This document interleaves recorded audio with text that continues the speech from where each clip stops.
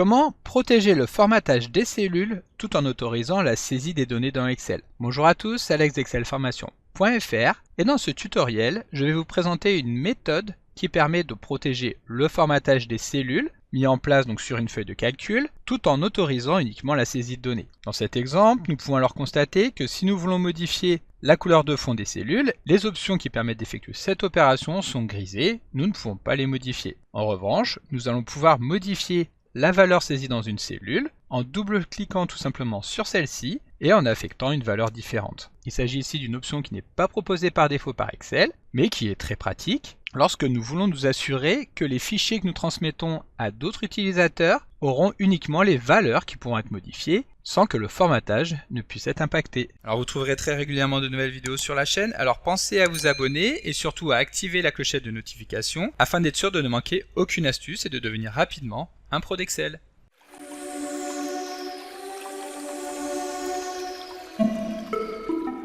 Comme d'habitude, si vous voulez être sûr de bien comprendre tout ce que nous allons voir dans le cadre de cette vidéo, vous pouvez télécharger le support de ce tutoriel ainsi que son corrigé en suivant le lien disponible dans la description de la vidéo, ce qui vous permettra de réaliser les opérations en même temps que moi pour bien comprendre tout ce que nous allons voir dans cette vidéo. Alors comme je vous l'expliquais dans l'intro de cette vidéo, nous allons découvrir comment faire en sorte de pouvoir protéger le formatage des cellules tout en autorisant la saisie des données dans les cellules Excel. En effet, imaginez que vous travaillez sur une feuille de calcul relativement complexe qui contient des données importantes avec des mises en forme spécifiques que vous voulez conserver, même si vous voulez permettre à plusieurs autres utilisateurs d'accéder à ce fichier afin de pouvoir renseigner les données qui s'y trouvent. Dans ce cas-là, vous voulez vous prévenir contre les modifications accidentelles du formatage qui auraient alors pour effet donc de rendre le fichier plus ou moins illisible, donc en fonction des différents types de formatage qui pourraient être mis en place. Donc ici, vous voyez, il m'a suffi de modifier la couleur de fond des cellules pour illustrer ce que nous voulons empêcher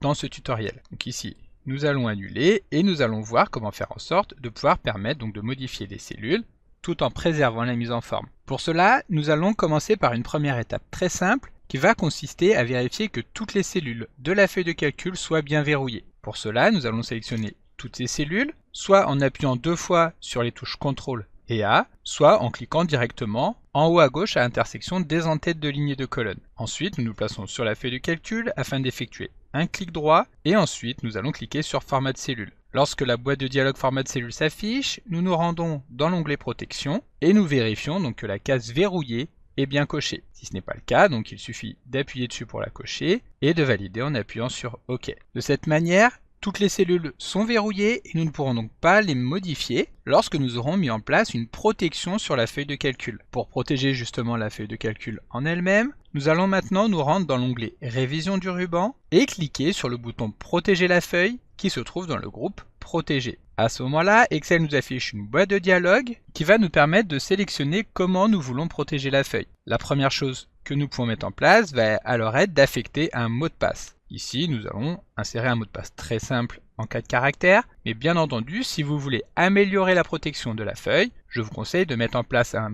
mot de passe beaucoup plus robuste, même s'il faut toujours garder dans un coin de la tête que faire sauter un mot de passe n'est pas quelque chose qui est impossible sur Excel. Ici, il s'agira surtout de faire en sorte que la manipulation soit rendue la plus compliquée possible. Ensuite, nous allons pouvoir choisir la manière dont nous voulons protéger les feuilles. Nous allons conserver les 2 premières options activées qui vont permettre de sélectionner les cellules même si celles-ci sont protégées. En revanche, nous allons conserver toutes les autres options non cochées afin de bloquer la modification qui correspond. En effet, comme vous pouvez le voir, cocher une option va permettre d'autoriser aux utilisateurs d'effectuer l'action.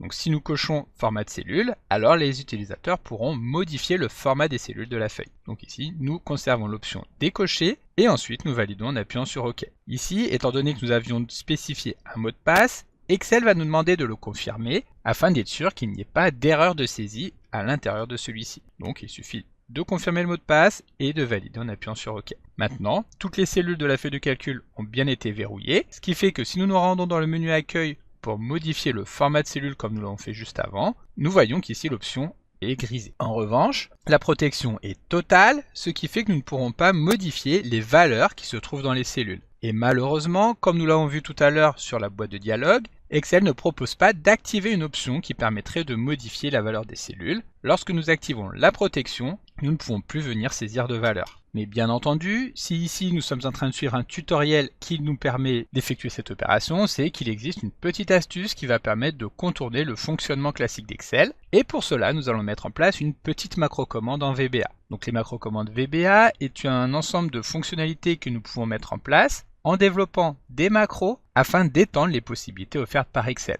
Donc ici, étant donné que la macro-commande que nous allons mettre en place sera très simple, elle sera composée uniquement de 2 lignes, nous allons passer assez rapidement sur les notions de VBA. Mais si vous voulez aller plus loin dans la découverte de ce langage de programmation, vous retrouverez dans la description de la vidéo un lien vers mon livre qui vous permettra de maîtriser le langage, même sans avoir la moindre connaissance en programmation. Donc ici, nous allons annuler en appuyant sur OK. Et pour commencer, donc, nous allons devoir déverrouiller la feuille de calcul afin de mettre en place la macro-commande. Donc ici, nous cliquons sur ôter la protection et nous ressaisissons le mot de passe. Ensuite, nous validons en appuyant sur OK. Et maintenant, la feuille de calcul est à nouveau déprotégée. Pour créer notre macro de manière très rapide, nous allons vouloir insérer un bouton qui permettra non seulement de l'appeler, mais comme nous le verrons, il existe également une petite astuce qui va permettre de la créer directement à partir de celui-ci. Comme vous avez pu le voir à l'instant, pour créer un bouton, j'ai utilisé ici une zone de texte à partir du menu Insertion du ruban. Ensuite, donc, il suffit de saisir un titre à ce bouton. Ensuite, il suffit de saisir un titre à ce bouton. Donc, par exemple, modifier la cellule sélectionnée. Cela étant fait, nous pouvons mettre en forme très rapidement ce bouton en centrant le texte horizontalement et verticalement, mais également en appliquant directement un style de forme prédéfini qui va donc impacter l'ensemble des paramètres visuels du bouton. Ici, donc, nous allons appliquer un effet bleu. Une fois que le bouton a été créé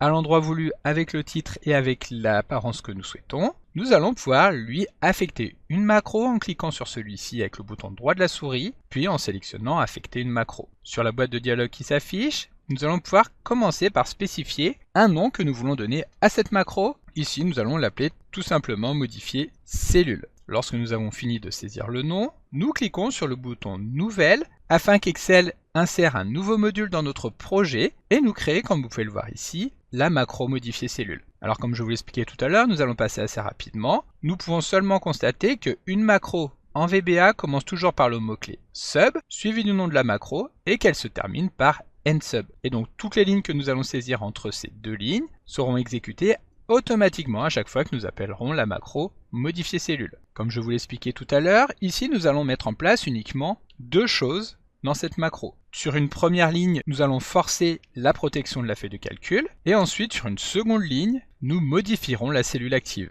Donc pour protéger la feuille de calcul, nous allons pouvoir utiliser la propriété protect de l'objet feuille de calcul qui se nomme ici en VBA active sheet, c'est-à-dire feuille de calcul active. Donc nous appelons active sheet, puis la propriété protect qui permet de mettre en place une protection directement sur la feuille de calcul. Ici, ce qui va nous intéresser va être d'utiliser l'argument user interface only donc de cette méthode protect afin de définir que même si l'utilisateur ne peut pas modifier directement les valeurs, les cellules de la feuille de calcul, en revanche, celui-ci pourra utiliser du code VBA pour effectuer ces opérations. De cette manière, cela va nous permettre de mettre en place une méthode qui va modifier la valeur de la cellule active. Pour modifier la valeur de la cellule active, nous appelons celle-ci donc active cell, puis nous appelons la propriété value à laquelle nous allons donner la valeur saisie par l'utilisateur en utilisant l'instruction inputBox qui permet d'afficher une boîte de dialogue à l'écran avec une zone de saisie de texte que l'utilisateur va pouvoir renseigner.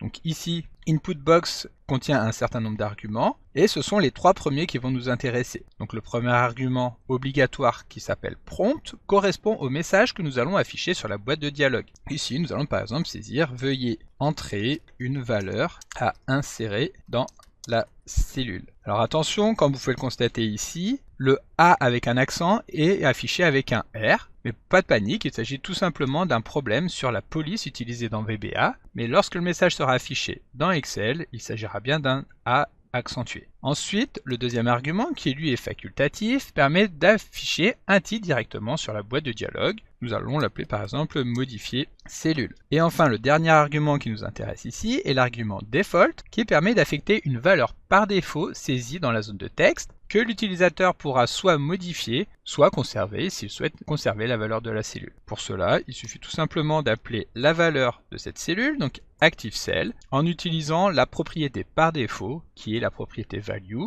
qu'il est donc inutile de venir préciser ici. Et voilà, comme vous pouvez le voir, notre macro est très simple. Elle est maintenant terminée. Pour la tester, il va nous suffire de revenir dans la feuille de calcul, de sélectionner une cellule. Donc ici, nous allons imaginer qu'au mois de juin, l'entreprise a réalisé des ventes de 22 000 €. Lorsque nous allons cliquer sur le bouton, nous allons pouvoir constater juste en dessous, donc sur la feuille de calcul, que celle-ci a été verrouillée automatiquement et que maintenant, Excel nous affiche la boîte de dialogue qui permet de venir renseigner le montant du chiffre d'affaires qui correspond aux ventes du mois de juin. Par défaut, Excel a récupéré la valeur de 20 500 € qui était déjà saisie dans la cellule, que nous allons modifier par 22 000 €. Cela étant fait, nous validons en appuyant sur OK, et comme vous pouvez le voir, Excel a bien pris en compte ces valeurs. Nous pouvons alors constater qu'il est impossible de modifier le format des cellules, mais nous pourrons effectivement modifier la valeur. En revanche, étant donné que nous avons utilisé la méthode Protect en VBA sans spécifier de mot de passe, il suffit de venir dans Révision et de cliquer sur ôter la protection pour que le format puisse à nouveau être modifié. Si nous voulons appliquer un mot de passe,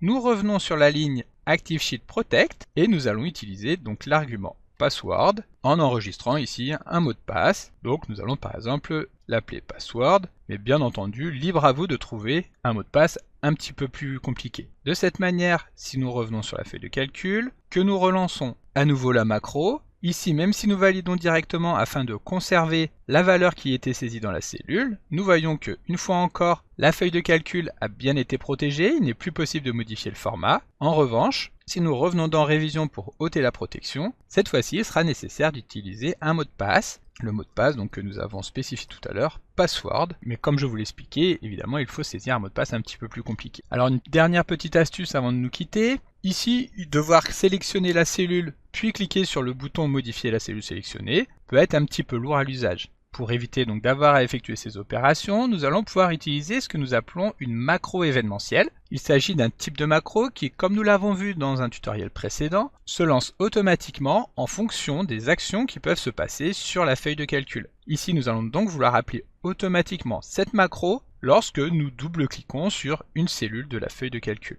Donc nous revenons dans notre projet VBA et ici, dans l'arborescence du projet, nous allons double-cliquer sur le nom de la feuille de calcul afin d'afficher sur la partie droite le module qui correspond à cette feuille. Ensuite en haut, nous voyons que nous avons deux listes déroulantes. Dans la première liste déroulante, nous allons sélectionner l'option Worksheet afin de récupérer sur la deuxième liste déroulante la liste de tous les événements disponibles sur la feuille de calcul. Ici, comme je vous l'expliquais, nous allons vouloir mettre en place un événement lorsque nous double-cliquons sur une cellule.